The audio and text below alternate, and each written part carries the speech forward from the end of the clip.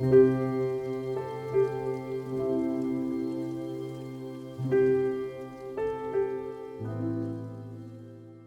hello friends, Paul Austin, your worship pastor here, and I would like to share with all of you another one of my favorite hymns and the story behind that hymn.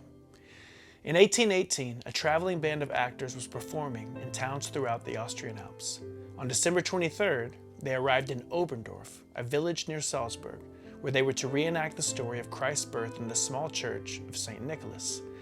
Unfortunately, the church organ was not working and could not be repaired before Christmas.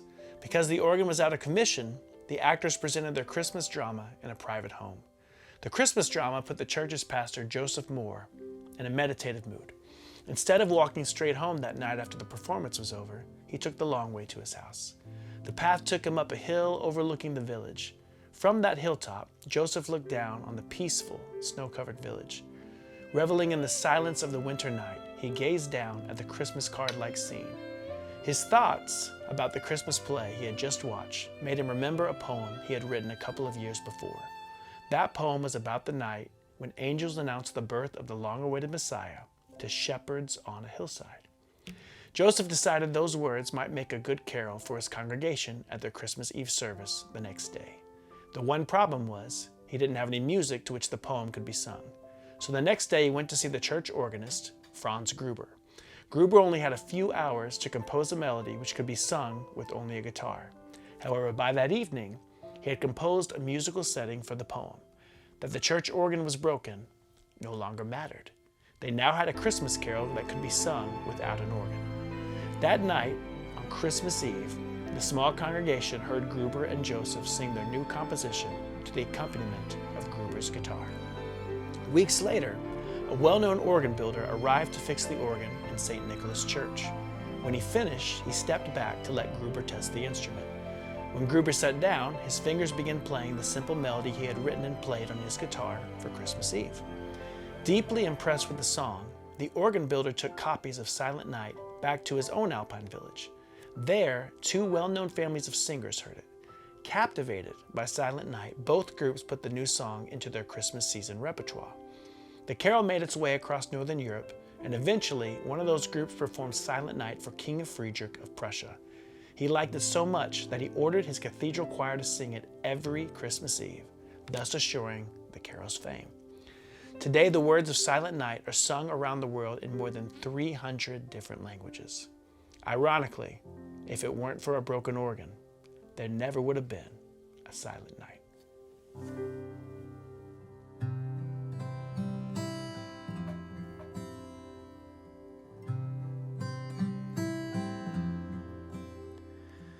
Silent night, holy night, all is calm, all is bright, round yon virgin mother and child. Holy infant, so tender and mild, sleep in heavenly peace, sleep in heavenly peace.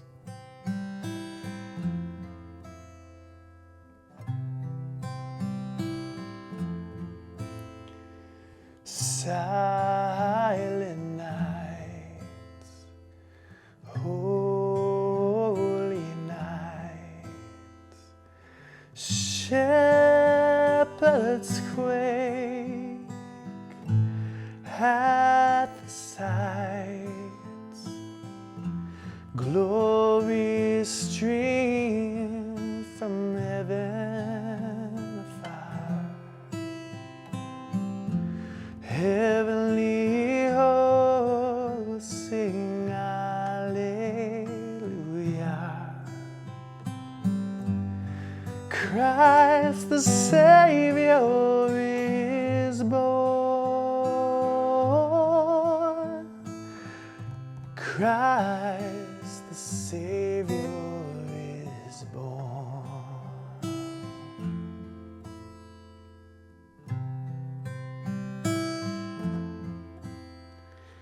Silent night, holy night, Son of God, love's pure light,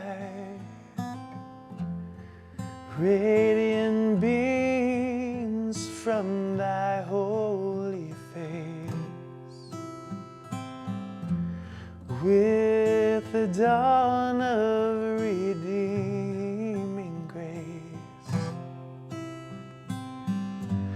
Jesus, Lord, at thy birth, Jesus, Lord, at thy birth, Jesus, Lord,